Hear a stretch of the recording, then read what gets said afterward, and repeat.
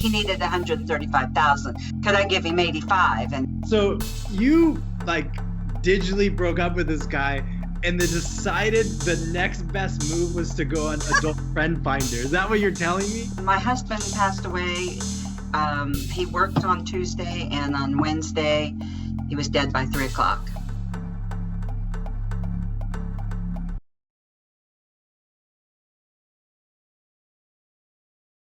Today we're going to speak with Jody Hardman from Missouri. She's going to share her experience she had with 3 different romance scammers that she had relationships with online. The first scammer claimed he lived in Missouri, the second was in Austin, Texas, and the third scammer also claimed that he lived in Missouri. Jody met Harrison Thomas and Edward Gillis on Match.com and Calvin Hugo on Instagram, who ended up duping her out of $20,000 using another man's photos. We appreciate all of the support, so don't forget to like, comment, and subscribe. Let's get into it. Well, Jody, nice to meet you. You have an interesting story that I think we're going to learn a lot from today. How are you doing? I'm doing very well, thank you. Tell us the timeline of your story. When did it start? My husband passed away. He worked on Tuesday, and on Wednesday, he was dead by 3 o'clock. He just woke up in the middle of the night, and he didn't know exactly what was going on with him, and he wouldn't go to the doctor. And so I came home from running errands, and he was gone. So that also, the suddenness of it. My husband was 17 years older than me, so we always knew possibly that he would go before me, but the suddenness of it was what was the hardest part, was to, oh my gosh, it's actually happening that he really did die.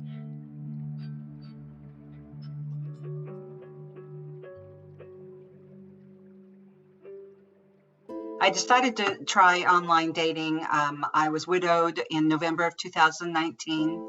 And actually, I did check out online dating in February just to see if I was presentable, if people would be attracted to me. So when they were, okay, fine, I'll take it up some other time. I was not ready at that point in time. I was only 2 months a widow, 3 months. So I came back from a long road trip in June, and while I was out there, I just decided, I kind of like had an epiphany.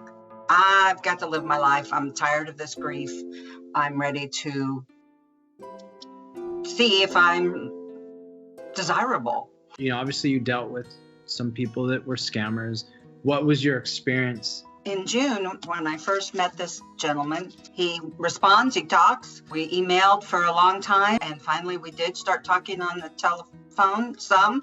It did bother me a little bit, but I liked it. That like within the first 2 weeks, he was calling me babe and honey, and it felt good. It felt really good for those terms of endearment and to feel wanted. I felt like I had someone in my life again. 2 asked me for money. The third one never asked me for money, but he needed money, a $35,000 drill or something. Once I didn't volunteer to give him the money, then he ghosted me, basically. What is that like? I mean, you haven't dated in 41 years. You go online and you start having conversations which you think are real conversations. It's filling that void. And all of a sudden, like, these 3 guys in a row are essentially asking you for money. Like, what's going through your mind at that point? How does that make you feel? The first one was subtle. I mean, it was 6 weeks. It was just in that last 3 weeks, he started talking about this and what he was going to do, an investment scam. And then when he finally asked me, he needed 135,000, but he could get 50. Could I give him 85? And then he asks for my passport number, my driver's license number, and all of this. And I said, that was the last email. I said, no 85,000, no driver's license. No, I'm not going to give you any of that. So like I said, he didn't bother me ever again. The second one was also kind of subtle, but it happened within the first 2 or 3 weeks. And first he needed $400 for a drill. Yeah, $400, that's not that much. Then he needed $1,000 to send the guys home that were in this accident, that were in the hospital. They needed to go home to their family. I'm still in contact with that man. And then let's talk about the third guy. The third guy's the longest relationship you had, correct?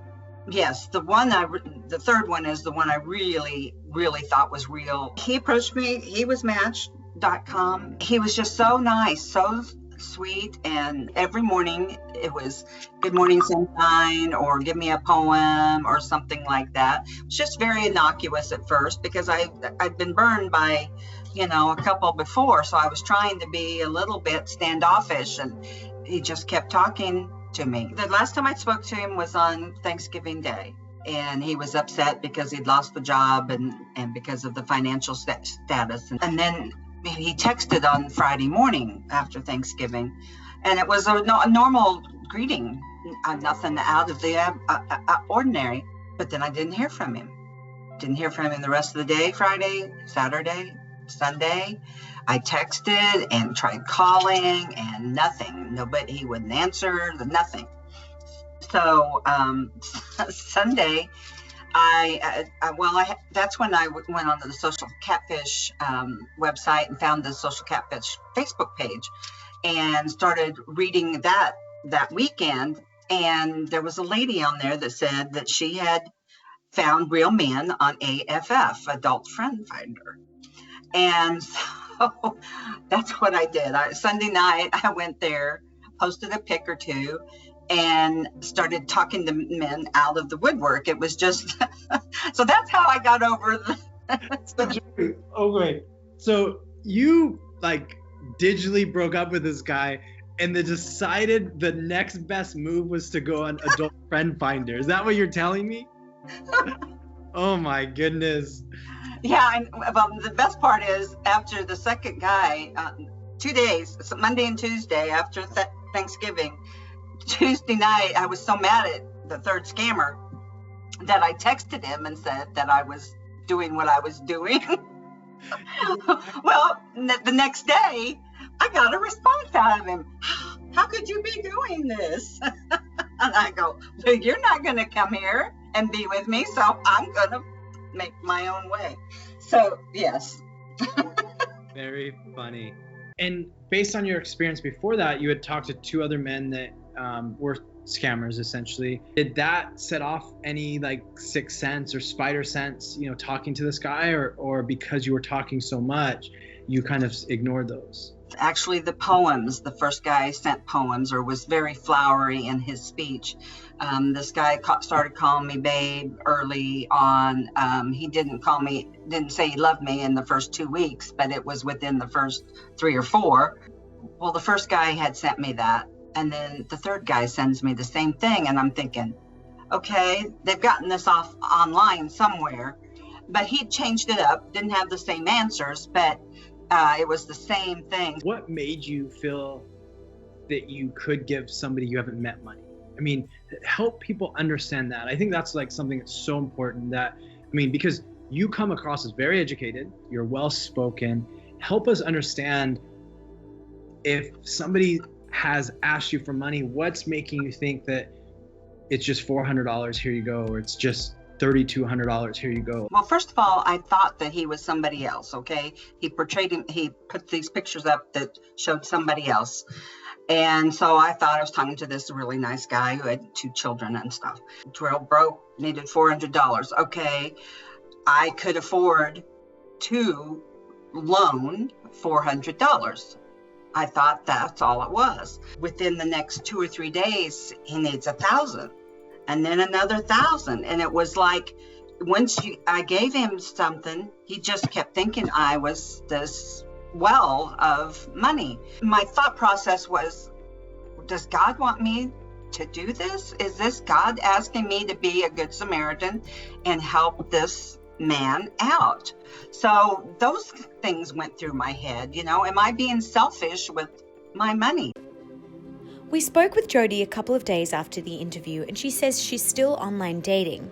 She says that she feels that I'm in a weird situation. I'm not giving up on men, and I know there are good men out there. My friends and family are now supporting me to help find a good guy.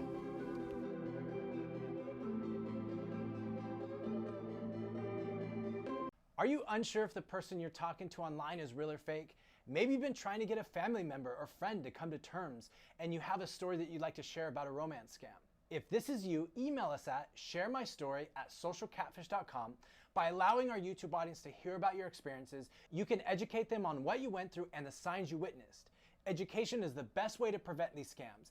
Your story could be the reason thousands of scams are prevented.